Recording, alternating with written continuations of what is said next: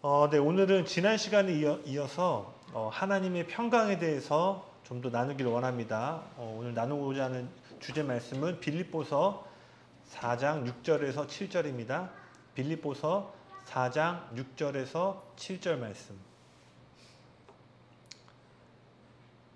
빌립보서 4장 6절에서 7절 찾으셨으면 우리 각자의 성경 버전으로 같이 한번 합독하도록 하겠습니다. 시작! 아무것도 염려하지 말고 다만 모든 일에 기도와 간구로 너희 구할 것을 감사함으로 하나님께 아뢰라. 그리하면 모든 지각에 뛰어난 하나님의 평강이 그리스도 예수 안에서 너희 마음과 생각을 지키시리라.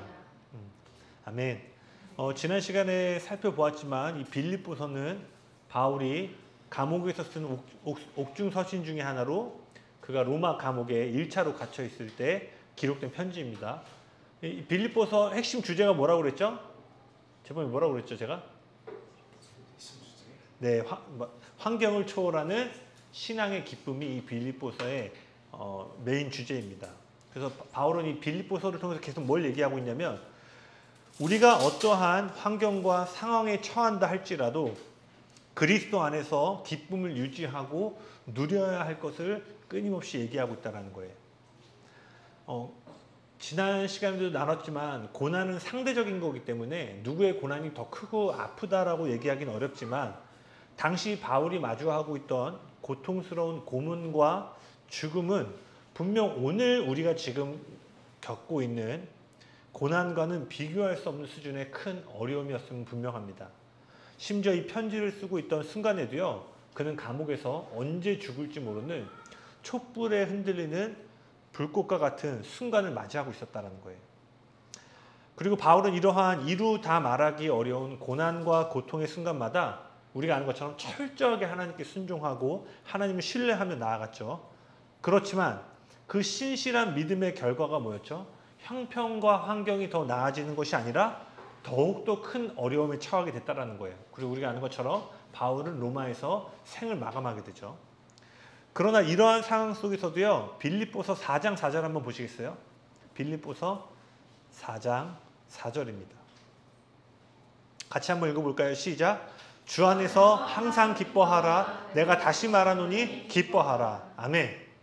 여러분은 이러한 상황 가운데 놓여져 있다면 바울처럼 고백하실 수 있겠습니까? 우리 오늘 이 말씀을 계속 찾아가면서 우리가 어떠한 상황에 놓일지라도 바울처럼 다시 말하노니 기뻐하고 기뻐하라라고 외칠 수 있는 우리 모두가 되기를 소원합니다. 그러면서 바울이 12절과 13절 보시겠어요? 4장은 나중에 전체적으로 한번 여러분이 따로 보시면 좋을 것 같은데 빌립보서 4장 12절에서 13절 같이 읽어볼까요? 시작! 나는 비천에 처할 줄도 알고 풍부에 처할 줄도 알아. 모든 일 곧 배부름과 배고픔과 풍부와 궁핍에도 처할 줄 아는 일체의 비결을 배웠노라. 내게 능력 주시는 자 안에서 내가 모든 것을 할 수 있느니라. 바울은 지금 뭘 얘기하고 있죠? 어떠한 상황과 형편 속에서도 기뻐할 수 있는 비결을 배웠다라고 말하고 있다는 거예요. 이러한 고난과 고통스러운 순간에서도 기뻐할 수 있었던 것이 저절로 이루어진 것이 아니라 이러한 비결을 배운 덕분에 자신이 지금 이러한 상황에 놓였을지라도 흔들리지 않고 평강을 지킬 수 있다라고 얘기한다는 거예요. 여러분, 이처럼 우리도요, 어떠한 상황과 환경 속에서도 흔들리지 않는 평강을 유지하고 경험하려면요, 바울이 고백했던 이 비결을 배우셔야 한다는 거예요. 그럼 이 비결이 뭔지를 좀 살펴보기를 원하는데 첫 번째 저를 따라 고백해 보시겠어요? 아무것도 염려하지 말라.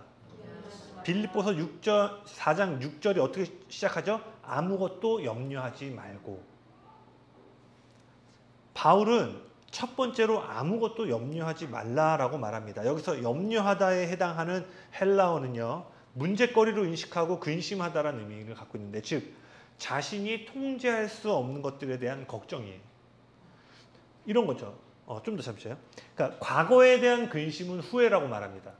근데 미래에 대한 근심은 염려라고 말해요. 즉 이건요, 자신이 통제할 수 없는 상황 속에서 미래를 봤더니 뭔가 설명할 수 없는 막연한 두려움과 걱정과 염려들이 밀려오게 됐다라는 거예요. 즉 우리가 우리 인생의 염려는 언제 하게 돼요? 내가 재정에 어려움이 있는데 한 달 뒤, 두 달 뒤 계산을 해도 이게 도저히 계산이 안 나와. 그럼 어떻게 돼요? 염려가 되게 되죠.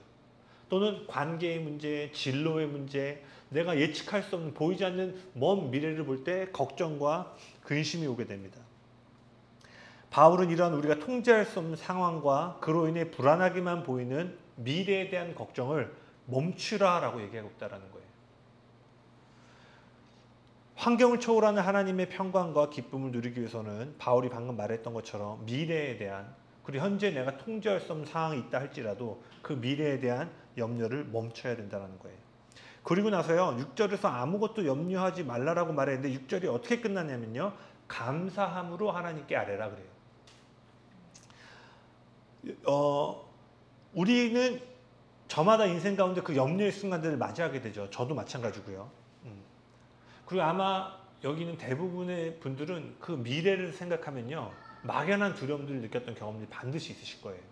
지금이야 내가 젊어서 뭐 직장도 다니고 뭐 수입도 있고 뭘 하지만 사실은 또 한 시즌 지나고 또 지나보면 여기 또 직장 여기 12년 겪으셨나요? 네, 여기 지금 3년 직장 다니는데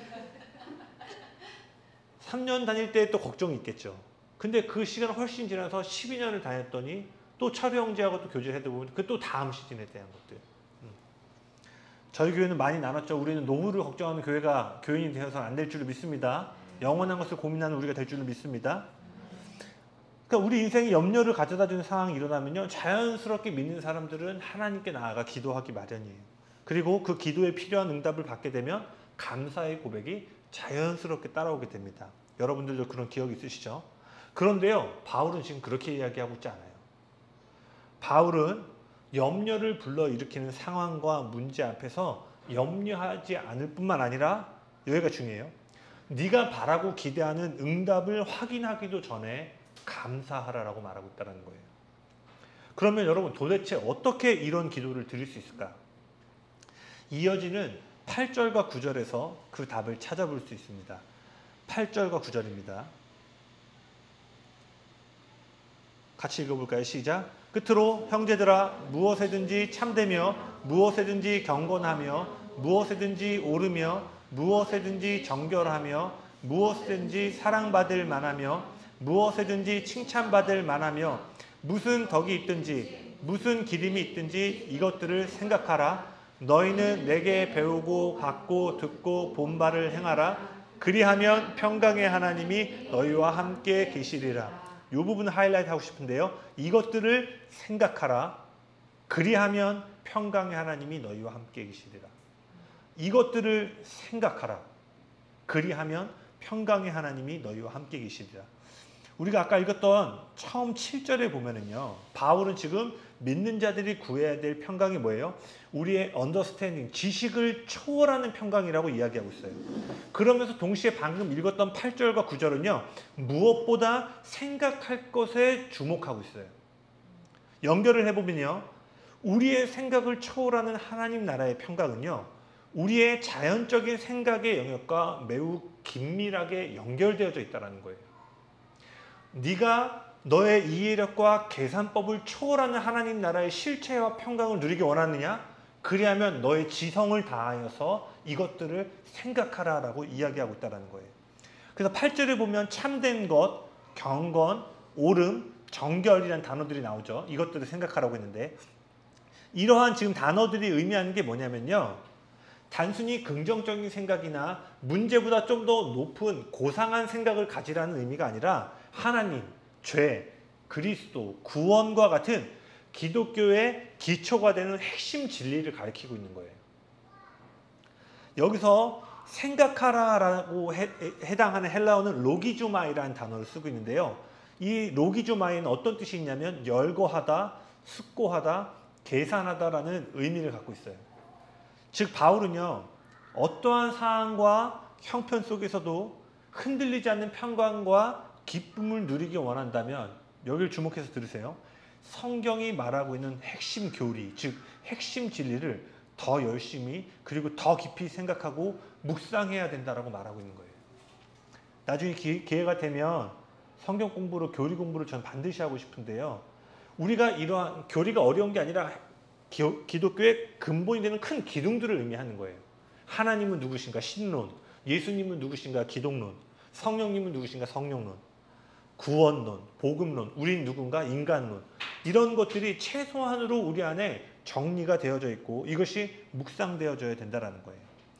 로마서 8장 18절도 한번 보실래요? 바울이 똑같은 얘기를요. 로마서 8장 18절에서도 이야기하고 있습니다. 로마서 8장 18절. 찾으셨으면 같이 읽겠습니다. 시작. 생각하건대 현재의 고난은 장차 우리에게 나타날 영광과 비교할 수 없도다. 여기서도 이 생각하건대, 로기조마이란 동일한 단어를 이야기하고 있는데 지금 바울이 이 로기조마이란 단어를 사용해서 현재에 당하는 고난의 삶과 장차 도래할 영광의 삶을 이야기하고 있어요. 바울은 지금 고난으로 가득한 오늘이라는 시간과 환경 속에서 장차 나타날 영광을 열거하고 정밀하게 계산하라라고 말하고 있다는 거예요. 다시 한번 말하지만 바울은 지금 네 삶에 고난과 어려움이 닥칠 때 좀 더 긍정적인 사고방식을 가져야 한다라는 정신승리에 대해서 말하고 있는 것이 아니라 당장 너의 눈앞에 고통스러운 현실, 헤아리기 어려운 슬픔이 밀려온다 할지라도 그 문제를 생각하지 말고 성경이 외치고 있는 핵심 진리를 붙들고 깊이 생각하라 라고 얘기하고 있다는 거예요. 진리로 인해 그 진리가 우리 안에 기쁨으로 솟아날 때까지 다가올 영광을 생각하고 또 생각하라는 거예요. 예수님의 죽음과 부활이 내 심령의 기쁨으로 터져나올 때까지 그것을 되씹고 묵상해야 된다는 거예요. 제가 부활절에도 잠깐 얘기했지만 여러분, 예수님의 승천이 여러분의 기쁨으로 오셔야 돼요. 근데 승천에 대한, 부활에 대한 교리가 없잖아요. 그러면은 너무나 오랫동안 교회에서 자라서 예수님 승천하셨지 부활하셨지 하는데 그 승천이 내 감정에 아무런 영향도 줄 수 없는 거예요. 이렇게 되면 어떻게 되면 거의 뭐 어벤져스처럼 뭐 아이언맨 올라갔다 내려오는 정도지 그분이 올라감에 있어서 우리에게 주어진 혜택과 그리스도인 삶의 축복이 무엇인지, 그리고 그분이 다시 오심으로 인해서 오는 그 유익들이 우리의 기쁨으로 올 때, 지금 바울이 말한 뭐예요? 장차 나타날 영광으로 인해 네가 비록 지금 고난 가운데 있을지라도 비교할 수 없는 기쁨과 영광이 네 앞에 있다라는 것을 마음으로 깨달을 수 있다는 거예요. 아멘이십니까? 이처럼 우리의 생각을 눈앞에 보이는 어려움과 문제가 아니라 성경이 말하고 있는 진리로 채울 때 그분을 온전히 바라보고 그분을 온전히 바라보고 신뢰하지 못하도록 만드는 모든 것들로부터요, 여러분의 생각을 보호하면요, 지식을 초월하는 하나님의 평강이 우리를 보호해 준다는 거예요. 다시요. 여러분의 생각을, 풍랑으로부터 여러분의 생각을 여러분이 보호를 하면 하나님의 평강이 여러분의 삶을 보호해 준다는 거예요. 그래서 여러분, 우리 5월 달부터 듣는 마음이 된다. 생명의 삶을 시작했는데, 여러분, 이게 제가 얘기하지만 기독교인의 이 교회의 가장 큰 열쇠는요, 금요예배, 주일예배, 나중에 저희가 프레이어룸 하면 거기 빠지지 않고 나오느냐가 아니라 여러분이 날마다의 삶에서 매일 여러분이 스스로 묵상하고 그 묵상으로부터 기쁨을 맛볼 수 있느냐 없느냐 있다라는 거예요. 그래서 여러분, 날마다 큐티하시고 더 나아가서 성경 이독하는 일들이 우리 안에 있길 예수님이 축복합니다. 네. 그래서 지난 시간에 살펴보았던 것처럼요, 풍랑을 만난 제자들의 이야기를 한번 생각해 보세요. 지난 시간에 나눴던 것처럼 이미 그들은 배를 타고 바다를 건너기 전에 예수님이 내가 오늘 저편으로 건너갈 거다라는 약속의 말씀을 제자들에게 주었어요. 그러나 그들은 자신의 생각을 예수님이 주신 약속의 말씀에 집중한 것이 아니라 당장 눈앞에 보이는 감당하기 버겁게 느껴지는 환경과 어려움에 초점을 맞추기 시작했죠. 그리고 그 결과는 뭐였어요? 믿음 없는 염려와 두려움에 빠지게 되었다는 거예요. 다시 말합니다. 여러분이 자연적인 영역을 초월하는 하나님 나라의 평강을 원한다면요, 지금 여러분 눈앞에 보이는 풍랑이 아니라 진리를 깊이 생각하는 훈련을 반드시 하셔야 된다는 거예요. 그렇게 될 때요, 우리는 상황과 형편이 여전히 그대로 있고 우리가 기대하는 응답을 확인하기도 전에요. 그분으로 인하여 감사를 드리는 자리에 나아갈 수 있다는 거예요. 이 대표적인 예가 마태복음 15장의 오병이어의 사건입니다. 아마 많은 분들이 알 텐데 그 본문을 보면요. 장정만 5천 명이었기 때문에 적어도 10,000명, 15,000명, 어떤 신학자는 2만 명까지도 봅니다. 당시 아이를 하나만 낳던 시대가 아니었기 때문에 다산을 했던 시기였기 때문에 그럼 적어도 10,000명이 넘는 무리가 예수님을 따라 가르침, 그 능력을 경험하기 따라왔죠. 그리고 저녁이 될 때까지 그들이 따라왔어요. 그래서 이제 밥을 먹어야 되는데 밥대를 놓쳤을 뿐만 아니라 그들이 끼니를 걸을 정도로 예수님을 따라갈지를 예상을 못했기 때문에 먹을 것을 아무것도 가져가지 못한 채 그 저녁을 맞이하게 됐다는 거예요. 이 본문의 말씀을 보면 예수님과 그분을 따르는 큰 무리 사이에 긴급한 필요가 생긴 거예요. 제자들은 이 배고픔의 상황, 이 긴급한 필요를 해결하기 위해서 이런저런 아이디어를 떠올려 보는데 도무지 해답을 찾을 수가 없었죠. 근데 이때 제자 중 한 명인 안드레가 무리 가운데 있던 한 소년의 도시락을 예수님께로 가지고 나옵니다. 그리고 그 도시락에 뭐가 들어있었죠? 보리떡 5개와 물고기 2마리가 들여져 있었어요. 우리가 잘 알고 있는 것처럼 이 한 끼 도시락은요, 지금 그들이 처한 상황과 환경이 필요로 하는 응답에는 턱없이 부족한 수준의 응답이었어요. 그러나 예수님은 이 한 끼 도시락을 가지고 주님께 감사하고 축복 기도를 하십니다. 여러분, 사실 한 사람분의 도시락으로 10,000명이 넘는 사람이 먹는 것은 자연적인 계산법에서는 절대 있을 수가 없죠. 옛날에 조지훈 목사님이 아는 친구가 이 10,000명이 먹은 한 예를 들 수 있다. 한 가지 이론이 있다. 그 빵을 빨아서 이렇게 네, 아니죠. 네, 아마 빨아도 저기 몇백 명쯤 사라지지 않았을까. 네. 그러니까 자연적인 계산법에서는요, 지금 이 상황과 사람들이 필요로 하는 문제를 해결할 수가 없는 응답이었어요. 그러나 예수님은 아셨어요. 뭐예요? 하나님 아버지는 이 한 끼 도시락을 가지고도 10,000명이 넘는 사람을 먹일 수 있는 능력이 있고 당신의 자녀를 돌보기 원하는 사랑으로 가득한 분임을 아셨다라는 거예요. 그리고 이 감사와 축복 이후에 우리가 잘 알고 있는 것처럼 이 한 끼 도시락이요, 10,000명이 먹고도 남을 음식으로 늘어나는 기적의 음식으로 변하게 됩니다. 이날 수많은 사람들이요, 눈앞에 펼쳐진 말도 안 되는 기적으로 인해서 놀라고 감사했을 거예요. 셀 수 없이 저 멀리까지 사람들이 있었을 텐데 그 끝에 있는 사람들은 여기서 무슨 일이 있었는지 잘 모를 수도 있잖아요. 근데 보니까 어찌됐든 바구니에서 음식이 계속 나오는 걸 보는 거예요. 그러니까 지금 설명할 수 없는 기적으로 인해 사람들이 놀라고 감사했을 거예요. 그런데요, 여기 주목해 보세요. 오직 예수님만이요, 이러한 기적과 돌파, 응답이 오기 전에 먼저 감사하셨다는 거예요. 10,000명이 먹고도 남을 음식이라는 응답을 받고는요, 우리 중에 감사하지 않는 사람이 아무도 없을 거예요. 그때 감사하지 못하면 뭐 이거는 뭐 바보나 몰라, 이거는 뭐 안 했어. 불신자도 이거는 이 기적 앞에 놀라고 감사하기 마련일 거라는 거예요. 그러나 이 기적이 어디서 시작되어졌죠? 이러한 놀라움을 금치 못할 돌파와 응답이 오기 전에 턱없이 부족해 보이는 한 끼 도시락 앞에 예수님이 감사하심으로 이 놀라운 응답의 문이 열려졌다는 거예요. 그래서 여러분, 하나님 나라의 자원은요, 감사함을 통해 배가가 됩니다. 그래서 여러분이 영적인 능력과 하나님의 어떠한 것들을 풀어내기 원한다면요, 그래서 바울이 말한 것처럼 뭐 해야 돼요? 범사에 감사하셔야 되는 거예요. 감사할 때 하나님 나라의 것들이 불어나고 증가되는 것들을 기억하셔야 돼요. 그럼 어떻게 예수님은 이런 기도를 하셨죠? 아까 말했던 것처럼 아버지의 성품을 온전히 이해하고 바라보고 있던 까닭에 이 한 끼 도시락 앞에서도 기꺼이 감사하고 축복하실 수 있었다는 거예요. 여러분 삶에도 이런 필요들이 있을 때가 있잖아요. 예상치 못해. 마치 이 일단의 무리처럼 그냥 따라가다 왔는데 갑자기 재정의 필요가 생기거나 갑자기 관계에 어려움이 생기거나 커리어를 잘 쌓고 가고 있었는데 뭐 예를 들어서 어떤 유학생활 했는지 모르겠지만 잘 유학하고 있었는데 갑자기 집안에 어려움이 생겨서 예상했던 공부나 이런 일정들을 못 맞추고 갑자기 귀국을 해야 된다라던가, 그 우리도 이 오병이의 기적이 있던 사람들처럼 뭔가 해결을 필요로 하는 상황 가운데 놓여질 수 있다는 거예요. 근데 그때 여러분의 삶에 주님이 어떠한 훈련을 하시냐면요.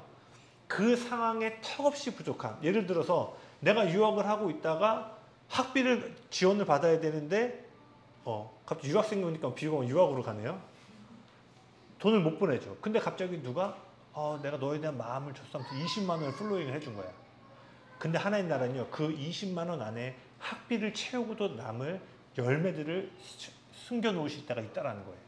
그래서 이 턱없이 작은 응답 앞에서도 네가 과연 나를 신뢰함으로 감사할 수 있느냐를 물어보신다는 거예요. 아멘. 그래서 염려하지 말고 그 진리를 깊이 묵상함으로 네가 바라는 응답이 오기 전에 상황과 환경이 아닌 그분의 존재로 인한 감사를 드리라 라고 바울이 얘기합니다. 그리고 나서 이어지는 바울은 기도와 간구로 너희 구할 것을 하나님께 감사함으로 아뢰라 라고 얘기하고 있어요. 근데 여러분 여기서 주목하셔야 될 게요. 바울이 기도와 간구를 구분하여 설명하고 있다는 거예요. 여기서 첫 번째로 사용된 이 순서가 중요해요. 제가 지금 감사는 염려하지 말라와 연결했지만요. 1번이 염려하지 말라고, 두 번째는 기도하고, 세 번째는 간구하고, 네 번째는 감사할 때 지식을 초월하는 평강이 연결될 수 있다고 얘기를 하고 있는 거예요. 근데 여기 기도에 사용된 헬라어가 뭐냐면 프로시케라는 단어로요.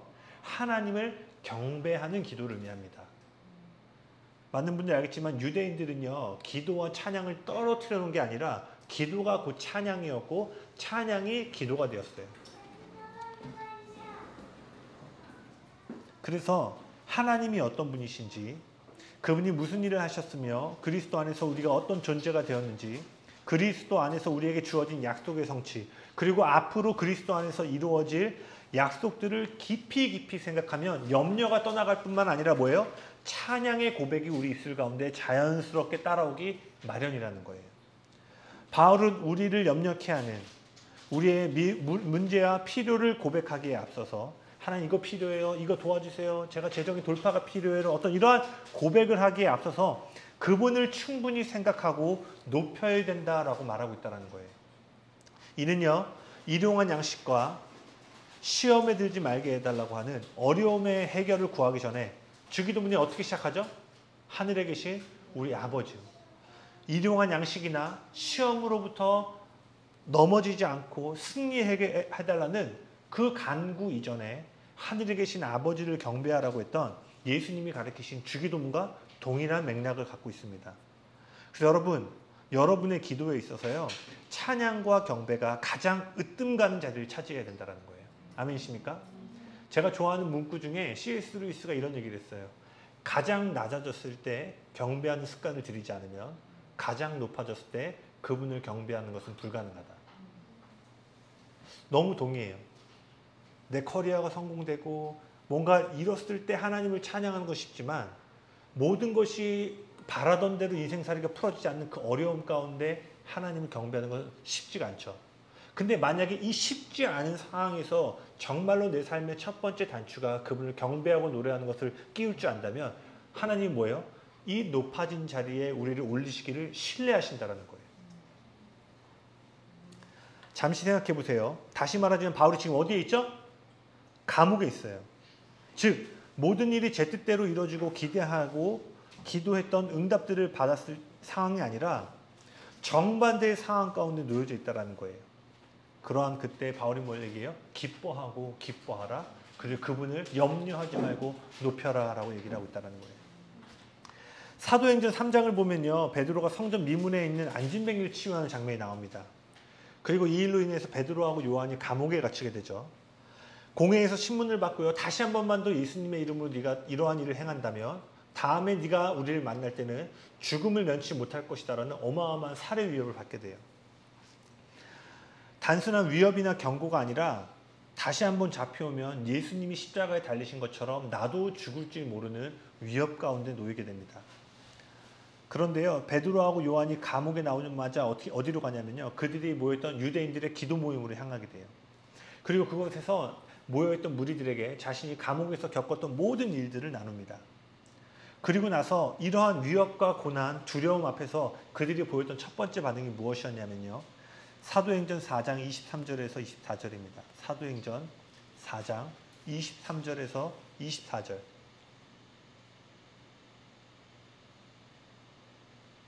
제가 자주 예배에 대해서 강의할 때 나누는 말씀인데 읽을 때마다 제 영혼에도 힘이 되고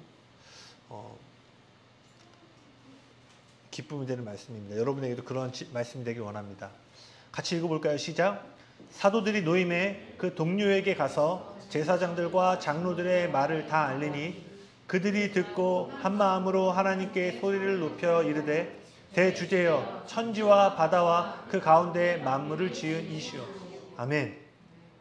자신이 지금 우겨쌈을 당하고 매맞고 오고 다음에 끌려가면 죽을지도 모른다는 이 모든 일을 다 알렸는데 그들이 한데 모여서 이 소식을 듣고 보였던 첫 번째 고백은 뭐냐면 주님 당신은 하나님이십니다. 천지를 만드시고 하늘과 땅의 모든 것을 주관하고 계시는 창조의 하나님이 되십니다 라고 고백했다라는 거예요. 여러분 어떠세요? 여러분 앞에 재정의 어려움이 오고 관계의 어려움이 오고 미래의 막연한 두려움이 올 때 여러분은 가장 먼저 어떤 걸 고백하세요? 우리가 그러한 상황에 놓일 때마다 물론 아까 말했듯이 바울이 처했던 상황과 오늘날 우리의 삶을 비교해보면 우리는 거의 초등학교 아이들이 소풍 나온 상황이에요. 우리가 어떤 어려움을 겪는다 할지라도요. 여러 차례 얘기했던 것처럼 그 당시에는 로마의 어마어마한 핍박 가운데 예수를 고백하면 콜로세움에 끌려가서 사자밥이 되고 화형을 당했던 시기였기 때문에 그 초대교회 성도들이 겪고 있던 어려움에 비하면요. 오늘날 우리가 지금 여러분이 겪고 있는 재정 문제건 관계 문제건 모든 어려움은요. 거의 소풍 나온 수준이라는 거예요. 그런데 그러한 수준 가운데 있던 그들이 그 어려움 속에서 뭘 고백해요? 하나님, 당신 하나님이십니다. 그리고 나서요. 저에게 늘 도전이 되는 말씀이 있는데 4장 29절입니다. 사도행전 4장 29절. 같이 읽어볼까요? 시작. 주여 이제도 그들의 위협함을 구워보시옵고 또 종들로 하여금 담대히 하나님의 말씀을 전하게 하여 주시오며. 아멘. 와, 이들이 뭘 구해요? 그리고 나서 하나님을 경배하고 나서 담대함을 구해요. 근데 우리가 아는 것처럼요. 성전 앞에서 예수님이 그들이 담대히 기도했었기 때문에요. 감옥에 끌려갖고 죽음의 위험에 놓여졌어요. 그들은요. 직전에 담대함으로 인해서 고난 가운데 들어갔는데 그들이 그 고난에서 나오자마자 다시 뭘 구해요? 더 큰 담대함을 달라는 거예요. 할렐루야. 이 담대함의 결과가 무엇이었냐면요. 그때 당시에 예수를 믿는 사람을 가장 선두에서 핍박하고 있던 사도 바울이 환상 가운데 하나님 나라, 즉 예수님께로 돌아오는 어마어마한 역사가 일어나게 됩니다. 그리고 사도행전 그 성령이 임하시고 베드로가 설교할 때 하루에 3,000명이 구원수가 더해졌죠. 근데 6장에 가면 이 헬라어로 보면은 3장에서는 성도들이 더해졌다. 덧셈으로 표기가 되어 있는데 6장에 가서는 곱하기 배가가 되었다라고 얘기해요. 이 일이 언제 일어났다고요? 내가 기대하던 사항과 응답을 얻은 사람의 찬양이 아니라 더 큰 어려움이 온다 할지라도 내가 그곳에 들어가 하나님 당신을 경배할 것입니다라고 고백한 일단의 무리를 통해서 어마어마한 하나님 나라의 배가의 역사가 풀어졌다는 거예요. 제가 좋아하는 예화 중에 하나를 말씀드리고 싶은데요. 여러 번 얘기했던 것 같아요. 세계대전 때 연합군의 독일을 무찌르고 연합군의 승리를 가져다 주는 데 있어서 가장 결정적인 역할을 했던 그 폭격기를 만들었던 핸들리 페이지라는 사람이 있어요. 이 사람이 그 공군 장교 시절에 사람들 앞에서 에어쇼를 하고 있었는데 오늘날처럼 현대화된 그런 구조가 아니었기 때문에 조금 열악한 비행기를 타고 이렇게 에어쇼를 하고 있었는데 그 비행한 도중에 무엇인가 사각사각하는 소리를 듣게 돼요. 그래서 이 핸들리 페이지가 운전을 하다가 딱 봤더니 생쥐 한 마리가 그 비행기에 들어와서 연료선을 공급하는 그 라인을 갉아먹고 있던 걸 보게 된 거예요. 그래서 핸들리 페이지가 그때 기도합니다. 하나님 내가 어떻게 해야 됩니까? 라고 기도를 하게 돼요. 근데 이때 핸들리 페이지가 어떻게 하냐면 비행기를 조금 더 몰다가는 연료가 끊겨서 비행기가 추락할 위기에 처하기 때문에 비행기를 내려야 될 수 있는데 핸들리 페이지는 그 순간 어떤 결정을 하게 되냐면 비행기를 더 높은 곳으로 올라가기로 결정합니다. 즉 산소가 없는 곳까지 끌어올라가서 그 쥐가 숨을 쉬지 못함으로 죽게 만들었어요. 그리고 핸들리 페이지가 무사히 그 에어쇼를 마치고 돌아오게 됩니다. 여러분 우리의 삶에요. 우리가 그 비행기라면요, 우리 인생에 그런 연료를 갉아먹는 듯한 어려움들이 찾아올 때가 있죠.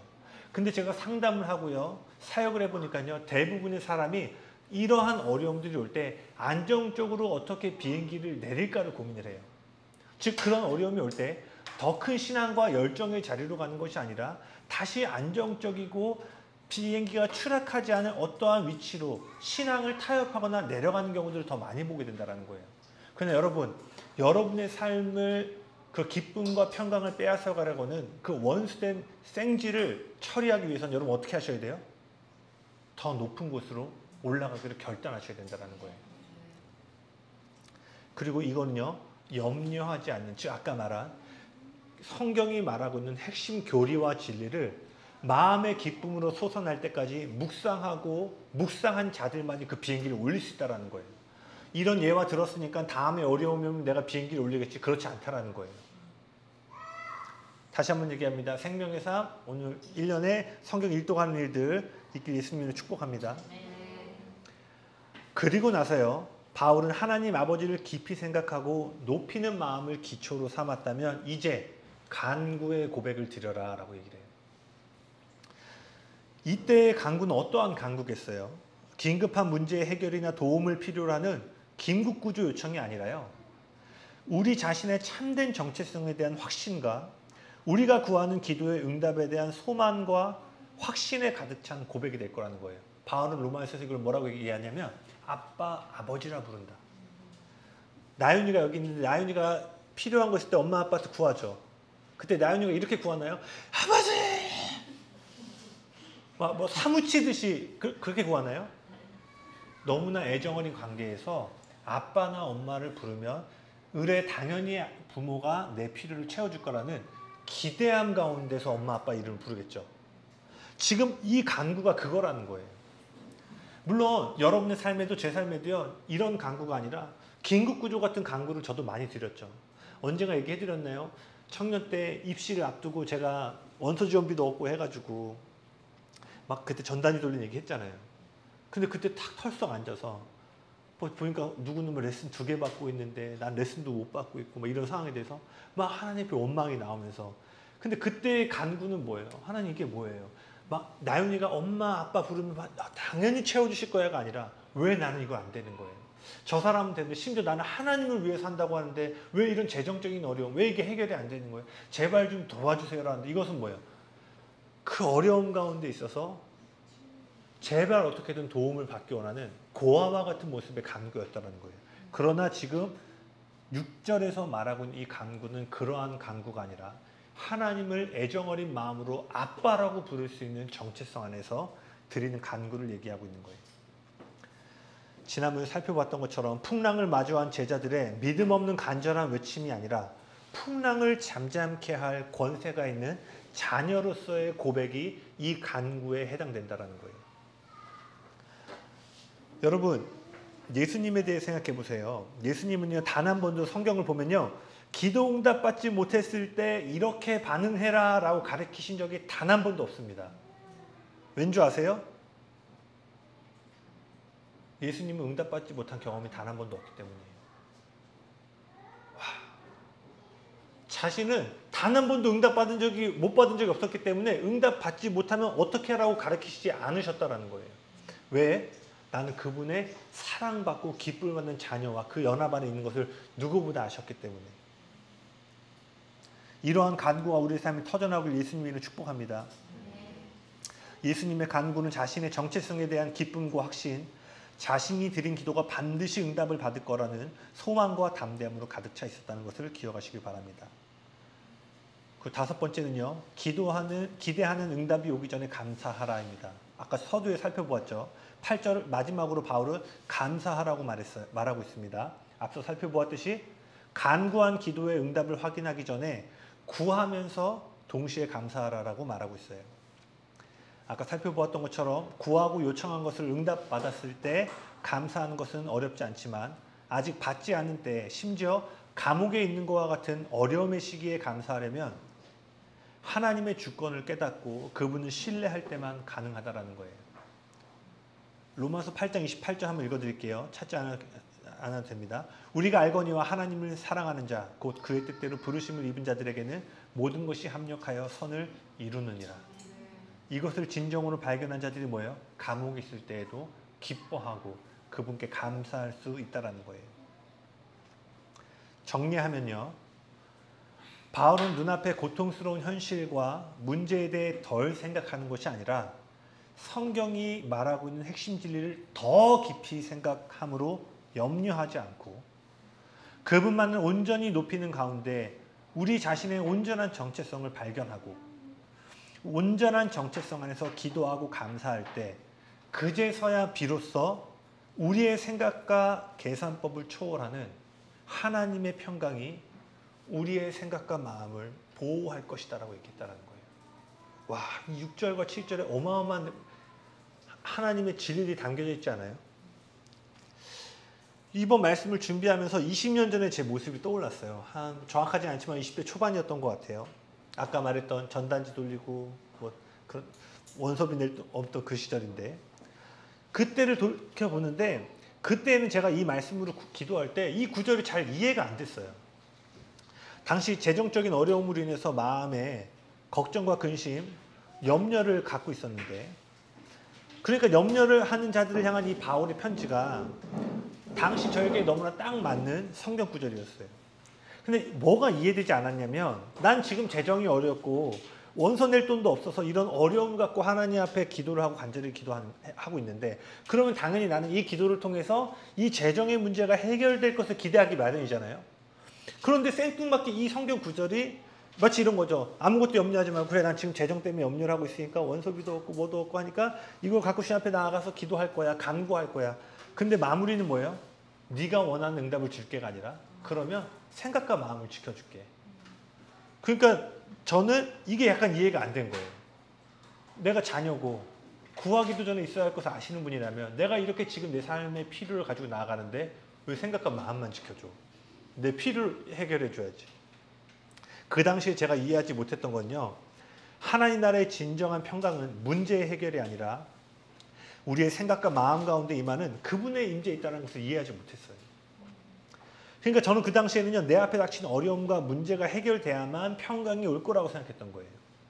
하지만 우리가 이미 살펴보았던 것처럼 하나님 나라의 평강은 뭐예요?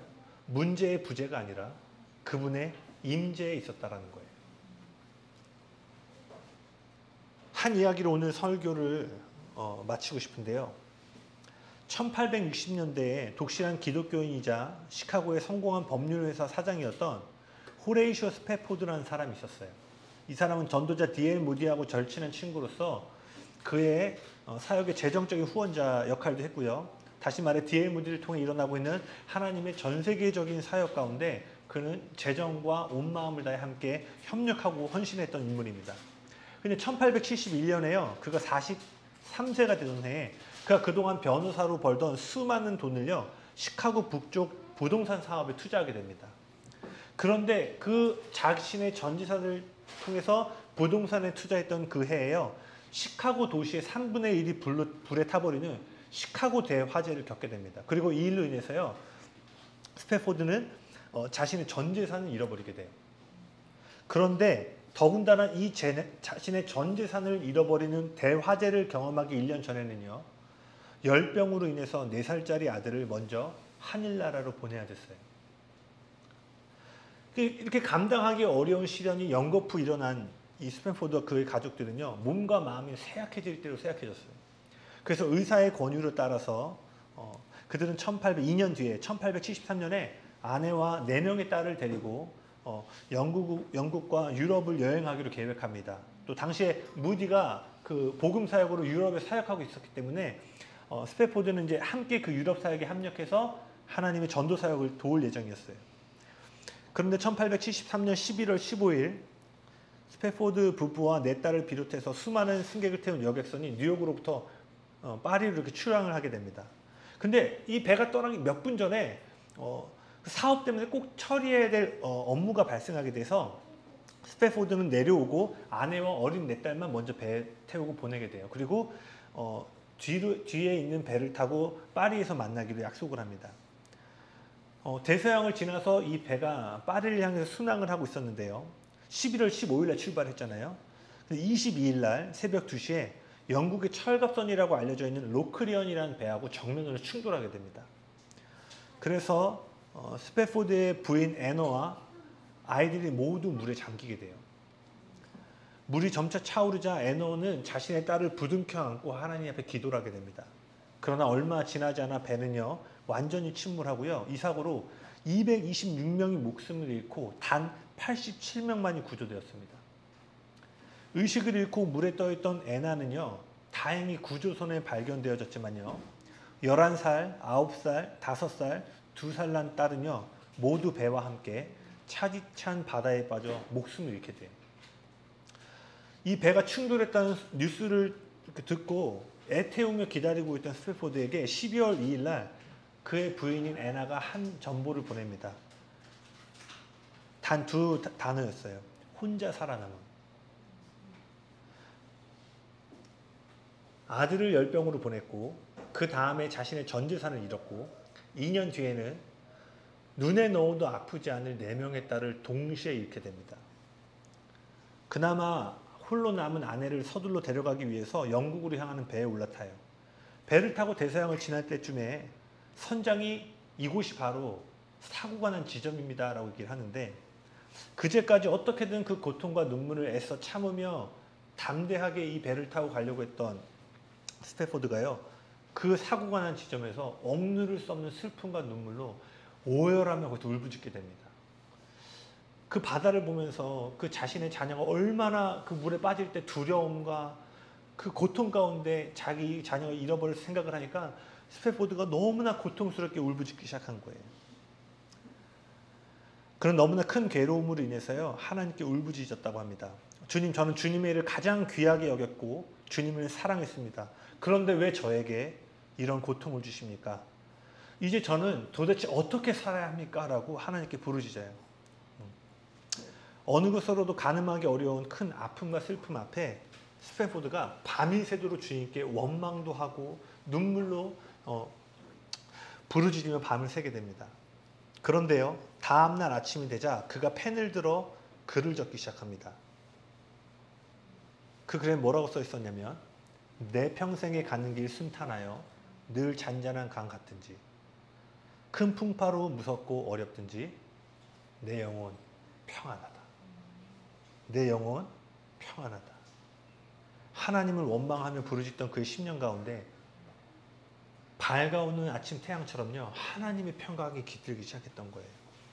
어떻게 이런 일이 가능했을까요? 재범이가 한번 쳐주세요. 3절에 이런 가사가 나옵니다. 내 지은 죄 주홍빛 같더라도 주 예수께 다 아뢰면 그 십자가 피로써 다 씻으사 흰 눈보다 더 정하리라. 내 영혼 평안해. 내 영혼 평안해. 스패포드는요 십자가에서 우리의 모든 형벌을 감당하신 예수님을 바라보기 시작했어요. 사실 여러분 우리 인생에 어려운 일이 닥칠 때 혹시 이런 생각해 본 적 있으세요? 내가 하나님 뜻대로 하지 않아서 벌 받은 건가? 제가 언젠가 그런 얘기 해드렸잖아요. 입시 앞두고 여름 수련회 안 가면 하나님 도와주실 것 같아. 그런 사고방식 갖고 있으면 어떻게 돼요? 일이 뒤틀려졌을 때 내가 뭔가 하나님 앞에 떳떳하게 살지 못해서 이러한 결과를 얻게 됐구나라는 자책과 책망을 할 수 있죠. 근데 스패포드는 그 십자가의 모든 형벌을 감당하신 예수님을 바라봄으로 자신에게 일어난 일이 나의 믿음 없음과 어떠한 불신앙 때문에 닥쳐온 하나님의 벌이 아님을 고백할 수 있었어요. 뿐만 아니라 하나님도 스패포드처럼 자신의 자녀를 잃어버리셨죠. 그는 불의의 사고로 자녀를 잃었지만요. 하나님은 뜻하지 않게 자녀를 잃어버린 게 아니라 자원함으로 자신의 자녀를 스패포드는 깊고 깊은 바닷속에 자녀를 잃었지만 하나님은 뭐예요? 수월과 같은 죽음 끝까지 자기의 아들을 뜻하지 않게가 아니라 뭐예요? 자원함으로 이루셨다는 거예요. 그렇기 때문에 예수님을 바라볼 때 왜 하나님이 날 돌보지 않으십니까? 라는 이유가 될 수 없었다는 거예요. 왜? 하나님을 봤더니 그는 자신의 아들을 뜻하지 않게 아니라 의도적으로 잃어버리셨는데, 그렇다면 내 삶에 일어난 어려움이 왜 하나님이 날 돌보시지 않는 거야? 라는 이유가 될 수 없다라는 거. 잘 전달되고 있나요? 예수님을 바라볼 때 이해할 수 없지만 지금 닥친 고난이 하나님께서 자신을 돌보지 않은 이유가 될 수 없음을 깨닫게 된 거예요. 4절에서는요. 마지막 날 부활과 주님의 재림에 대한 고백을 이어갑니다. 즉 전 재산을 잃고 모든 자녀를 잃어버린 고통과 절망의 중심에서도요. 하나님이 누구신가? 그분이 무슨 일을 하셨는가? 그리스도 안에서 내가 어떤 존재인가? 그리스도 안에서 나에게 주어진 약속과 그것이 앞으로 어떻게 성취될 것인가를 깊이 생각하자 설명할 수 없는 평강이 임하기 시작했던 거예요. 이것이 바로 바울이 말한 평강입니다. 하나님은 어떠한 상황과 환경 속에서도요, 흔들리지 않는 평강을 우리에게 주기 원하신다라는 거예요. 마지막입니다. 요한복음 14장 27절 보시겠어요? 요한복음 14장.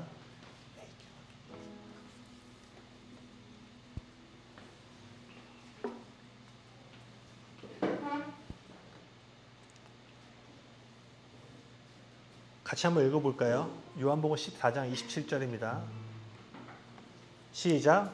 평안을 너에게 끼치노니 곧 나의 평안을 너에게 주노라.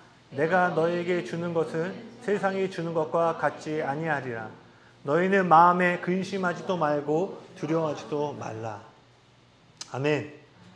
주님께서 오늘 이 밤에 우리 각 사람 마음 가운데 평안을 주기 원하십니다. 그리고 그 평안은요, 자신의 전 재산을 잃고 모든 자녀, 눈에 넣어도 아프지 않는 자녀를 잃은 그때에도 이게 뭐예요? 지식을 초월하는 평강으로 하나님 그 슬픔 가운데 요동하지 않는 평화와 화평으로 우리의 심령을 붙잡아 주실 수 있는 분이라는 거예요. 그래서 선포합니다. 여러분, 이 시즌에 이 교회와 여러분 인생에 어떠한 장애물이 앞에 있다 할지라도 염려하지 말고, 아무것도 염려하지 말고 오직 기도와 간구로 너희 구할 것을 감사함으로 하나님께 아뢰라. 그리하면 모든 지식에 뛰어난 하나님의 평강이 너희의 생각과 마음을 지키시리라.